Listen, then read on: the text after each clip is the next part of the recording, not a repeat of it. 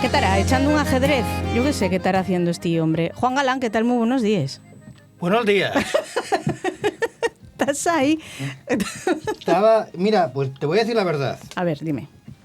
Estamos en el aire, ¿no? Sí, estamos en el aire. Bueno, estamos en el aire, estamos aquí. En el aire estaríamos volando, pero bueno, no estamos volando. No, es que estaba pensando mucho en lo que le estuviste hablando con él de la cabra vermella. Sí. Y fíjate que te iba a preguntar yo si es más de carne y es más de pescado y sin connotaciones de ningún tipo. No, a mí las dos cosas me gustan. Pero no, por lo que te comentaba el de la dificultad de sacar adelante esa reciella como otra por culpa tanto de la población de lobos y de osos.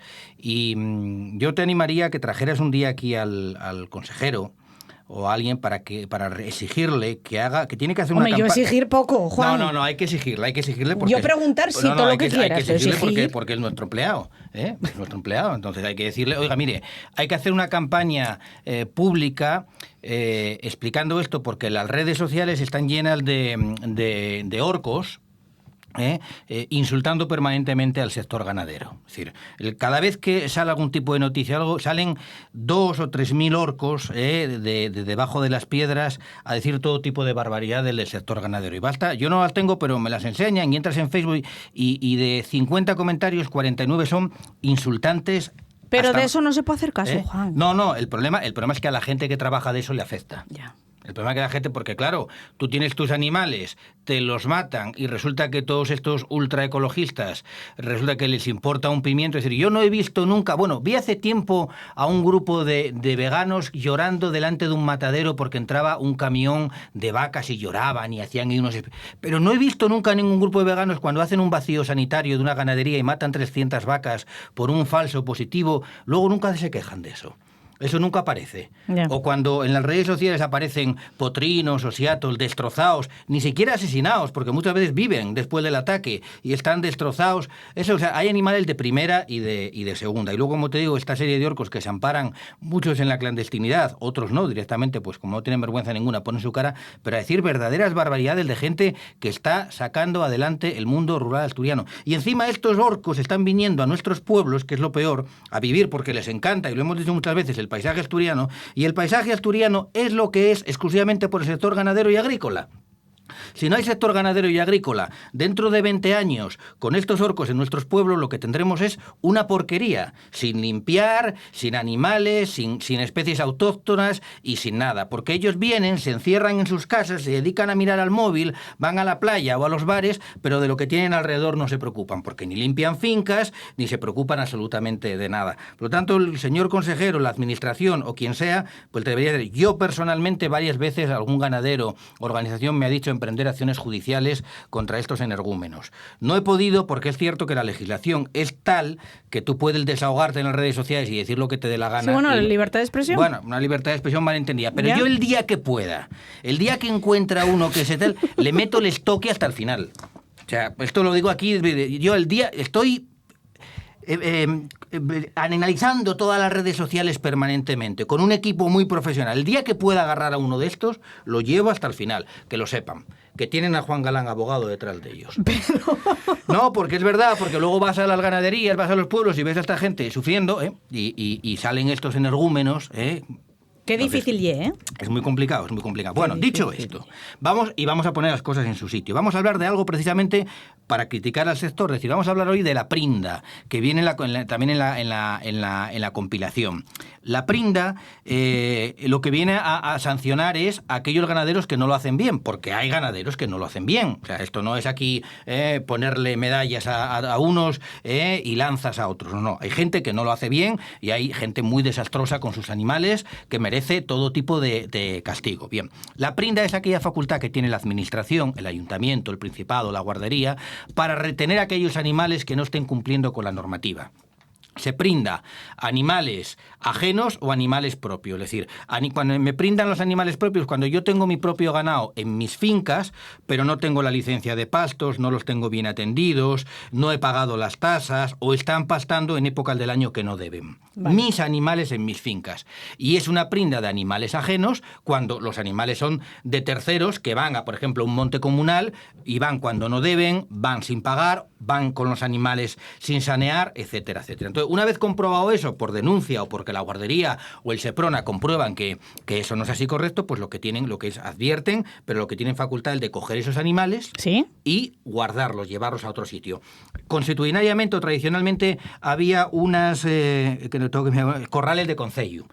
No en todos los sitios la había, pero había unos corrales dentro del concejo que se mantenían por sexta feria, o sea, todo el pueblo los mantenía, y cuando había prinda, cuando se cogían unos animales, se guardaban ahí y se encargaba de velar por ellos aquel vecino que hubiera hecho una oferta. Había ofertas económicas. Oye, ¿sí?, si yo me quedo con estos animales a la baja. La administración siempre muy lista, es decir, siempre se lo daba al que menos ofreciera. Y tenía que encargarse de esos animales hasta que la persona dueña de esos animales pagara lo que tenía que pagar. Tenía que pagar también la prindada, es decir, no solamente tenía que pagar la multa, tenía que pagar el mantenimiento de esos animales el tiempo que estuvieran prindados, claro, el veterinario, lo que fuera. Y si los animales tenían que ser ejecutados porque no estaban en buenas condiciones, pues el coste que tuviera la ejecución y todo. Si se ejecutaban y se podía vender la carne, pues con lo que se sacaba de la carne se compensaba al vecino que se había encargado de ello, y lo que sobrara pues se daba para los que se les tuviera estropeado las fincas o para el pueblo. Si el propietario no va por las vacas porque ya no se desentiende de ellas, lo que se hace es que se saca en pública subasta. Y lo mismo, el dinero que se saque para compensar al vecino. Entonces es una forma, digamos, de secuestrar aquellos animales que sus propietarios no los están teniendo de forma adecuada, ser cuidados durante un tiempo por un vecino. Hoy en día, si no hay ningún vecino, volvemos a lo que estaba hablando antes, pues claro, están echándolos de allí, pues entonces la administración tendrá que tener un recinto, pues el recinto ferial de determinado sitio, o una nave donde sea que los mantengan, hasta o sea que todavía esto... No, esto está a la orden del día, claro, sí, animales que se escapan, y que nadie responde por ellos, pues entonces se cogen y no sabemos de quiénes son, porque no tienen crotal o lo que sea, o son de fulano, que está siempre igual, porque vuelvo a decir lo mismo, es decir, hay cantidad de gente que no atiende bien a sus animales, y normalmente el que no os atiende una vez bien no os atiende nunca.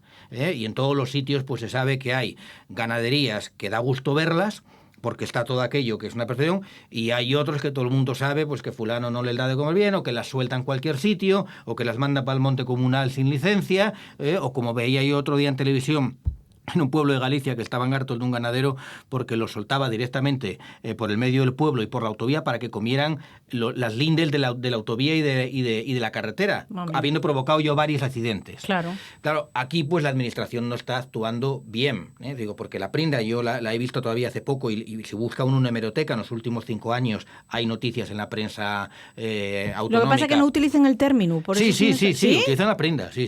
La prinda. El ganado prindado, sí. Anda. Sí, la prinda. Hay otros en algún sitio de Asturias que se puede también hablar de la prenda, sí, pero es más tradicional o es más habitual la prinda. O sea, la prindada, que es lo que hay que pagar por que recuperar los animales en el caso, y luego el corral de concello, y el vecino que lo tenga que... Oye, y la prindada, por ejemplo, en un caso que me tocó a mí, de ir por la autovía del Cantábrico, y encontrarme, qué sé yo, cuántos caballos por allí sueltos, paramos todos los coches, intentamos, organizarlos un poquitín para que se salieran de la autovía y no provocaran accidentes y no murieran. El dueño de esos caballos tuvo que pagar hasta un riñón. Ahí depende, vamos a ver.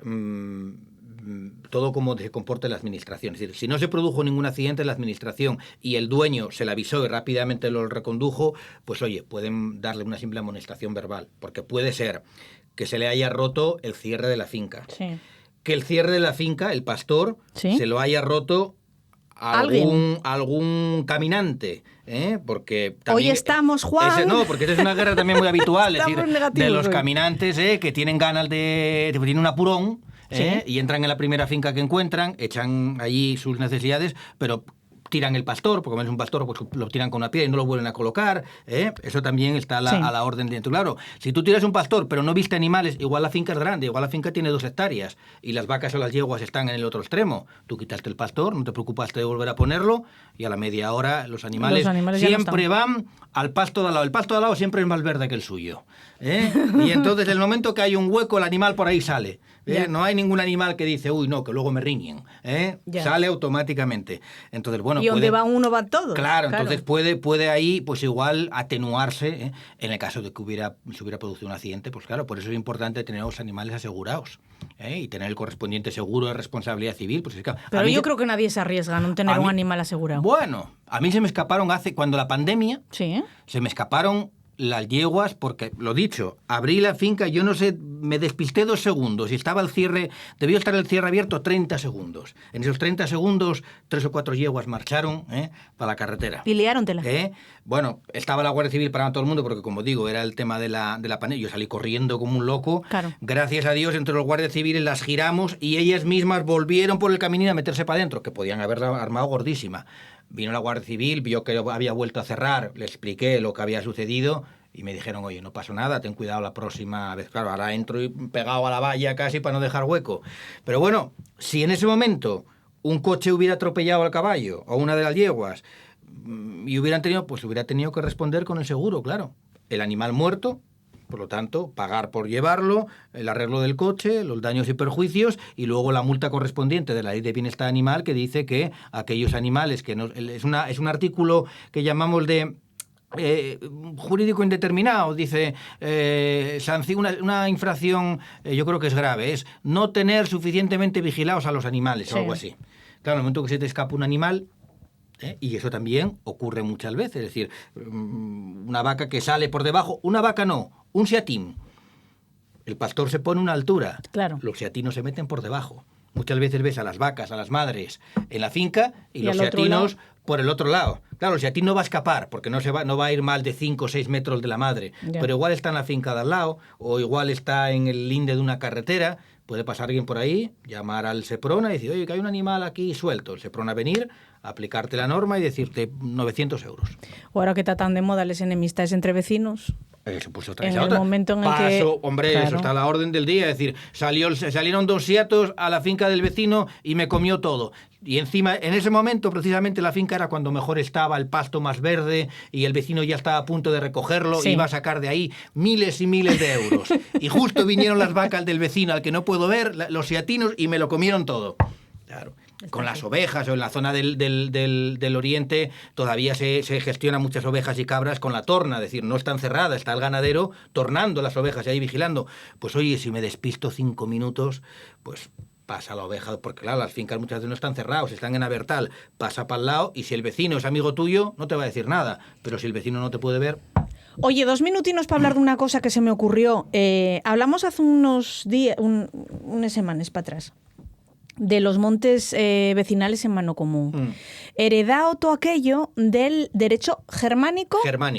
¿Qué más influencias tiene el derecho germánico en lo que hoy conocemos en el entorno rural? Muy pocas, porque mira, eso viene del derecho germánico, aunque algunos lo quieren ver, por la presencia goda tras la invasión musulmana, es decir, cuando Toledo cae y sube toda la nobleza a Asturias, entre ellos Pelayo, instauran la del de Pelayo y toda la monarquía asturiana, lo que intenta es instaurar de nuevo las formas y la forma de la vida gótica o visigótica. A pesar de que Asturias había sido romanizada ya. Entonces ahí hay una superposición del derecho romano frente al derecho germánico. Entonces esa es y el derecho germánico tiene esa forma de propiedad que es la de mano común frente a la propiedad comunal romana, que ya lo explicaron aquí muchas veces, que no hay fracciones o el otro lado se fracciona. Ahora te lo voy a decir la próxima vez que vengas, porque hace poco acabé de leer un libro yo precisamente que explicaba, y no lo acabé de leer hace poco, lo leí hace tiempo. ¿Y sabes quién lo explica muy bien? Claudio Sánchez de Albornoz. Anda. Y voy a en Claudio Sánchez de Albornoz, en los orígenes del reino de España, concretamente el Principado de Asturias, explica muy bien precisamente el origen y alguna otra figura que queda del derecho germánico por la presencia visigótica en Pero en poquitino. España.